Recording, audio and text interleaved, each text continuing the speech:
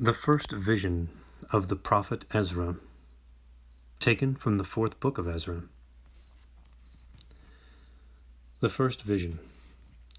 In the 30th year after the destruction of our city, I, Salathiel, who am also called Ezra, was in Babylon. I was troubled as I lay on my bed, and my thoughts welled up in my heart, because I saw the desolation of Zion and the wealth of those who lived in Babylon.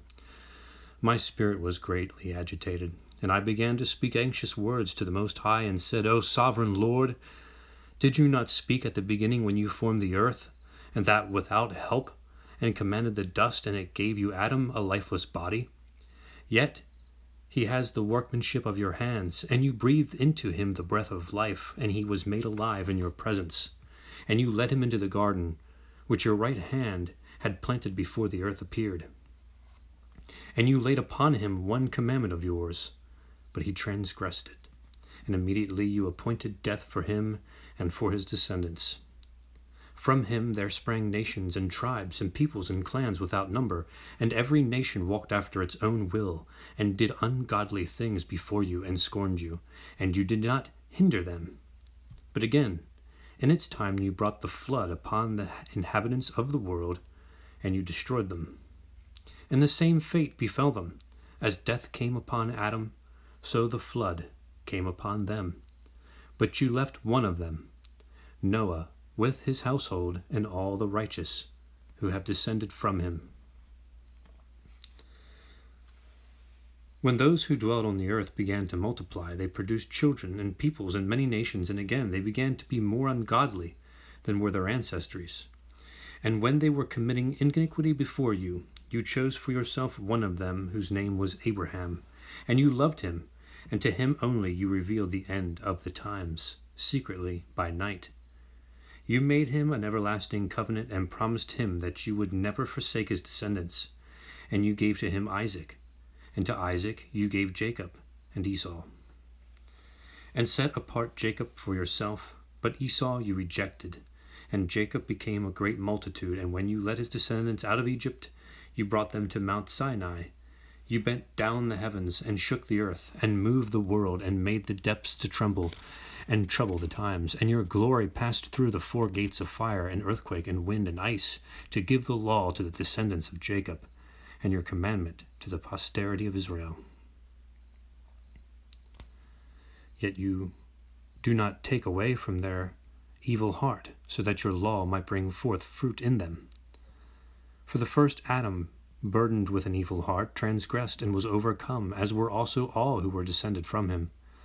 Thus the disease became permanent. The law was in the people's heart, along with the evil root. But what was good departed, and the evil remained. So the times passed, and the years completed, and you raised up for yourself a servant named David, and you commanded him to build a city for your name, and in it to offer you oblations from what is yours. This was done for many years, but the inhabitants of the city transgressed in everything, doing as Adam and all his descendants had done. For they also had the evil heart. So you delivered the city into the hands of your enemies. Then I said in my heart, are the deeds of those who inhabit Babylon any better? Is that why she has gained dominion over Zion? For when I came here I saw ungodly deeds without number, and my soul has seen many sinners during these 30 years, and my heart failed me. For I have seen how you endure those who sin, and have spared those who act wickedly, and have destroyed your people, and have preserved your enemies, and have not shown to anyone how your way may be comprehended. Are the deeds of Babylon better than those of Zion? Or has any other nation known you besides Israel? Or what tribes have so believed your covenants as these tribes of Jacob? Yet their reward has not appeared, and their labor has borne no fruit. For I have traveled widely among the nations, and have seen they abound in wealth, though they are mindful of your commandments. Now therefore weigh in a balance our iniquities and those of the inhabitants of the world, so it will be found which way the turn of the scale will incline. When have the inhabitants of the earth not sinned in your sight? Or what nation has kept the commandments so well? You may indeed find individual men who have kept your commandments, but nations you will not find. Then the angel had been sent to me, whose name was Uriel, and answered and said unto me, Your understanding has utterly failed regarding this world. And do you think you can comprehend the way of the Most High? And then I said, Yes, my Lord. And he replied to me, I have been sent to show you 3 problems. If you can solve one of them for me, I also will show you the way you desire to see, and will teach you why the heart is evil. I said, Speak on, my Lord. And he said to me, Go away from me the weight of fire, or measure for me a measure of wind, or call back for me the day that is past. I answered and I said, Who of those that have been born can do this, that you ask me concerning these things? And he said to me, If I had asked you, how many dwellings are in the heart of the sea, or how many streams are at the source of the deep, or how many streams are above the firmament, or which are the exits of hell, or which are the entrances of paradise, perhaps you would have said to me, I never went down into the deep, nor as yet into hell, neither did I ascend into heaven. But now I have asked you only about fire and wind, and the day, things through which you have passed, and without which you cannot exit, and you have given me no answer about them. And he said to me, You cannot understand the things which you have grown up. How then can your mind comprehend the way of the Most High? And how can one who is already worn out by the corrupt world understand incorruption? When I heard this, I fell on my face, and I said to him, It would be better for us not to be here than to come here and live in ungodliness and to suffer and not understand why. He answered me and said, I went into a forest of trees of the plain, and they made a plan and said, Come, let us go and make war against the sea, that it may recede before us, and that we may make ourselves more forests. And in like manner the waves of the sea also made a plan and said, Come, let us go up and subdue the forest of the plain, so that there also we may gain more territory for ourselves. But the plan of the forest was in vain, for the fire came and consumed it. Likewise also the plan of the waves of the sea, for the sand stood firm and stopped them. If now you were a judge between them, which would you undertake to justify, and which to condemn? I answered and said, Each has made a foolish plan, for the land is assigned to the forest, and to the sea is assigned a place to carry its waves.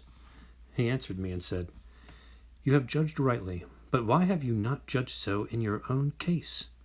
For as the land is assigned to the forest, and the sea to its waves, so also those who dwell upon the earth can understand only what is on earth, and he who is above the heavens can understand only what is above the height of the heavens. Then I answered and said, I beseech you, my Lord, why have I been endowed with power of understanding? For I did not wish to inquire about the ways above, but about the things of which we daily experience. Why Israel has been given over to the Gentiles as a reproach.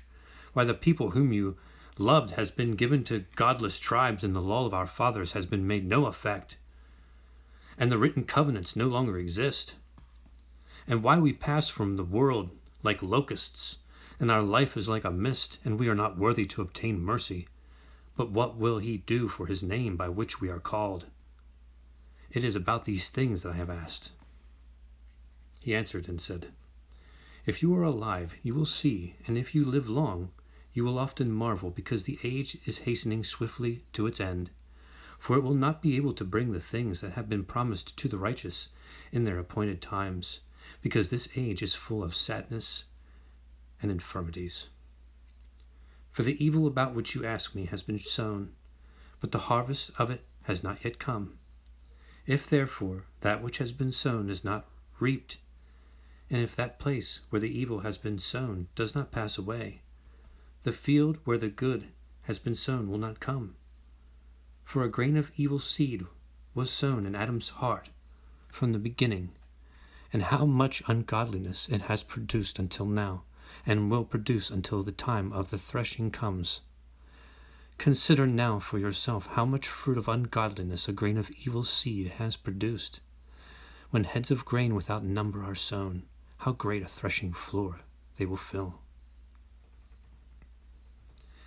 And then I answered and said, How long, and when will these things be? Why are our years few and evil? He answered me and said, You do not hasten faster than the Most High, for your haste is for yourself, but the Highest hastens on the behalf of many. Did not the souls of the righteous in their chambers ask about these matters, saying, How long are we to remain here? And when will come the harvest of our reward? And Jeremiel, the archangel, answered them and said, When the number of those like yourselves is completed, for he has weighed the age in the balance, and measured the times by measure, and numbered the times by number, and he will not move or arouse them until that measure is fulfilled. And then I answered and said, O sovereign Lord, but all of us also are full of ungodliness. And it is perhaps on account of us that the time of threshing is delayed for the righteous, and on account of the sins of those who dwell on the earth. And he answered me and said, Go and ask a woman who is with child, if when her 9 months have been completed, her womb can keep the child within her any longer. No, my lord, I said, it cannot. He said to me, In Hades the chambers of the souls are like the womb. For just as a woman is in travail, makes haste to escape the pangs of birth, so also do these places hasten to give back those things that were committed to them from the beginning. Then the things that you desire to see will be disclosed to you.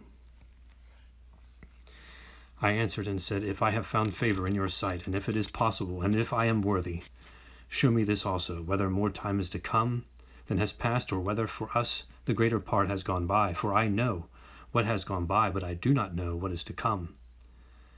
He said to me, Stand at my right side, and I will show you the interpretation of a parable. So I stood and looked, and behold, a flaming furnace passed by before me. And when the flame had gone by, I looked, and behold, the smoke remained. And after this, a cloud full of water passed before me, and poured down a heavy and violent rain. And then the rainstorm had passed, drops remained in the cloud. And he said to me, Consider it for yourself, for as the rain is more than the drops, and the fire is greater than the smoke, so the quantity that passed was far greater, but drops and smoke remained. Then I prayed and said, Do you think that I shall live until those days? Or who will be alive in those days? He answered me and said, Concerning the signs about which you ask me, I cannot tell you in part. But I was not sent to tell you concerning your life, for I do not know. Now concerning the signs, behold, the days are coming, when the days on earth shall be seized with great terror, and the way of truth shall be hidden, and the land shall be barren of faith, and unrighteousness shall be increased beyond which you yourself here see, and beyond what you heard of formerly. And the land of which you now see ruling shall be waste and untrodden, and men shall see it desolate. But if the Most High grants that you live, you shall see it thrown into confusion after the third period. And the sun shall suddenly shine forth at night, and the moon during the day. Blood shall drip from wood, and the stone shall utter its voice. The people shall be troubled, and the stars shall fall. And one shall reign, whom those who dwell on the earth do not expect. And the birds shall fly away, and the sea of Sodom shall cast up fish, and one whom the many do not know shall make his voice heard by night, and all shall hear his voice. There shall be chaos also in many places, and fire shall often break out. And the wild beasts shall roam beyond their haunts, and menstruous women shall bring forth monsters, and salt waters shall be found in the sweet, and all friends shall conquer one another. And then shall reason hide itself, and wisdom shall withdraw into its chamber. And it shall be sought by many, but shall not be found. And unrighteousness and unrestraint shall increase on the earth. And one country shall ask its neighbor, Has righteousness or any one who does right passed through you? And it will answer, No. And at that time men shall hope, but they will not be able to obtain. They shall labor, but their way shall not prosper. These are the signs of which I am permitted to tell you. And if you pray again, and weep as you do now, and fast for 7 days, you shall hear greater things than these. Then I awoke, and my body shuddered violently, and my soul was so troubled that I fainted. But the angel who had come and talked with me held me and strengthened me and set me on my feet. Now on the second night, Phaltiel, a chief of the people, came to me and said, "Where have you been? And why is your face sad? Or do you not know that Israel has been entrusted to you and in the land of their exile? Rise, therefore, and eat some bread, so that you may not forsake us like a shepherd who leaves his flock in the power of savage wolves." And then I said to him, "Depart from me, and do not come near me for 7 days, and then you may come to me." He heard what I said and left me. So I fasted 7 days, mourning and weeping, as Uriel the angel had commanded me.